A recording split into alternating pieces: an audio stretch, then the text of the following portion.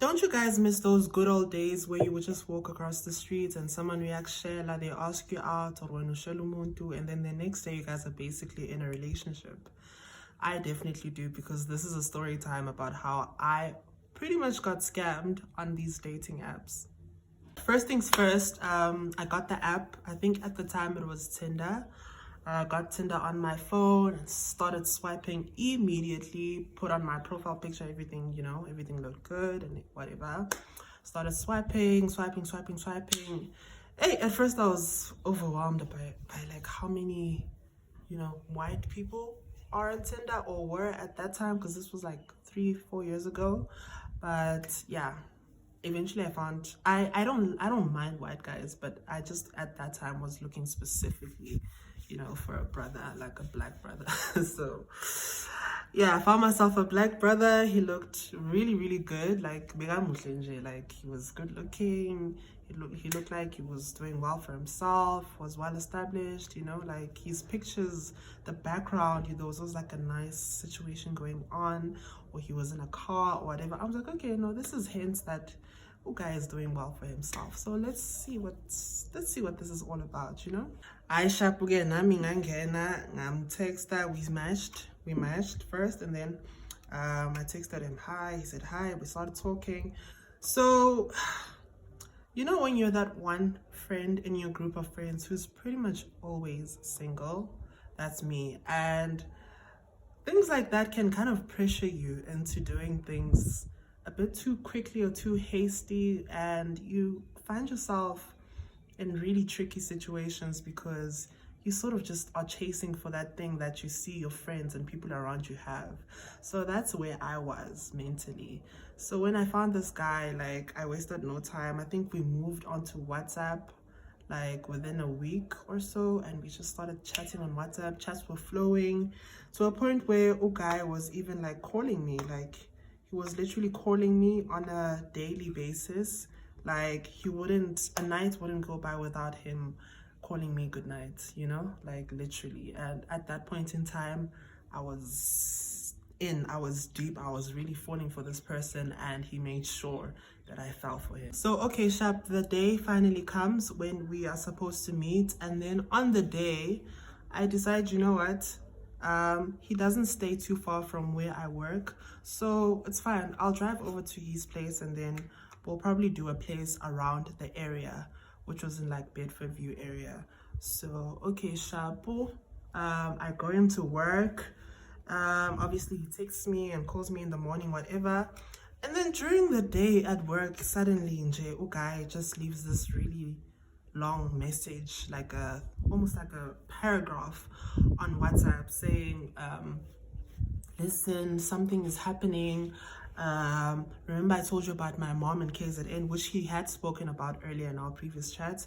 And he was like, yeah, she's not doing really well right now. She's sick, and my medical aid is giving me problems. My banking app is not working right now, and my mom needs money to pay for to see a doctor in KZN.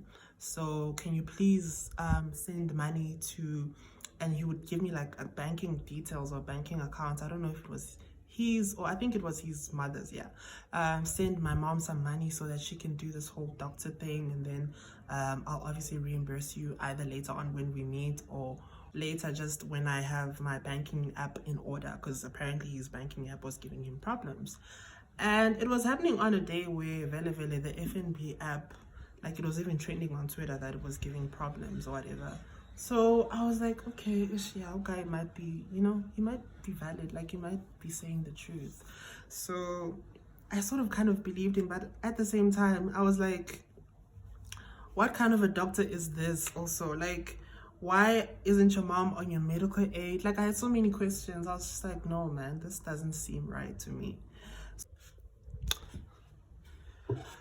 So hi Shap Vele.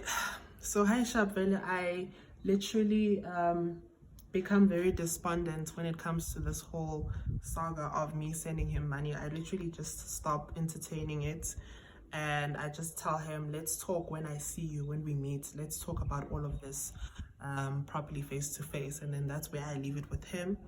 And then he sort of doesn't respond after that.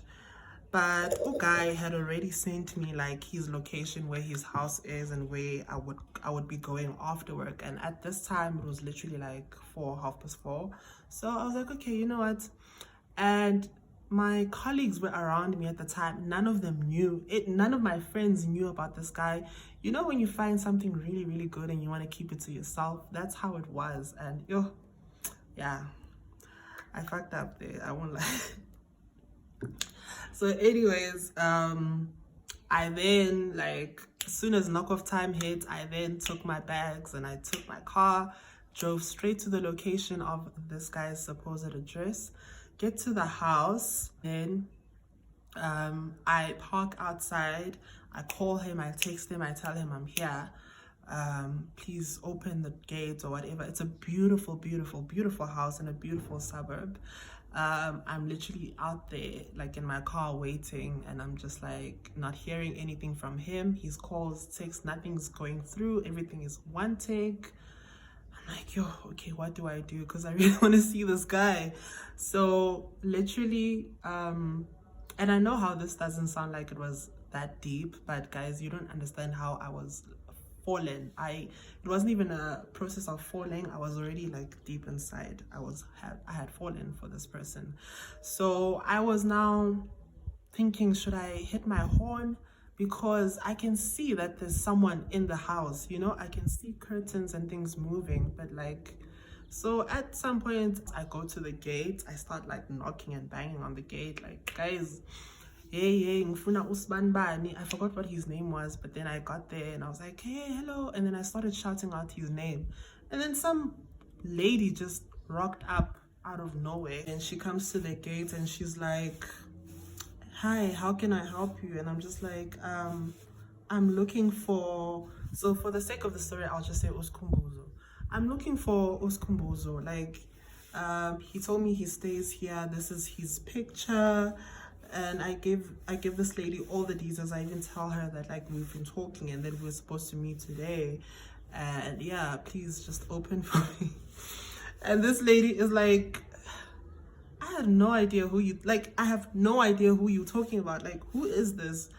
Who is Uskumbuzo? And like, what are you doing outside of my house? And I'm just like, lady, please, like, this guy, I've been talking to him and like he literally told me he stays here. So like, what's happening? He's like, no, there's no such person.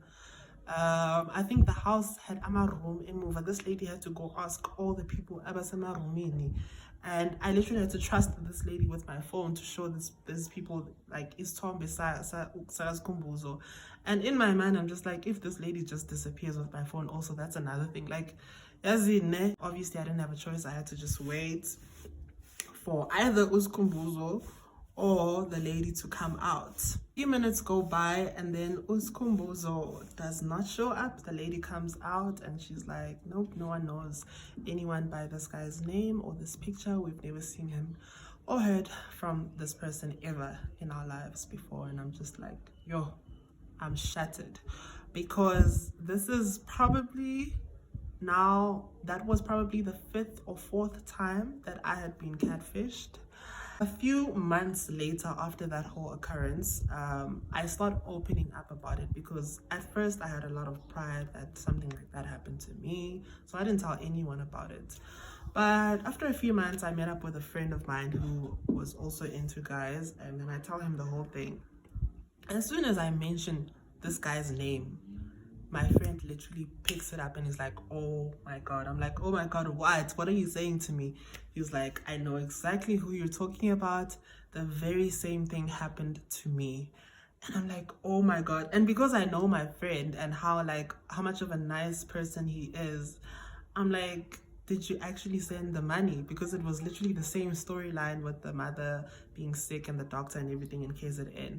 And my friend was like, I literally sent the money. I was like, yo,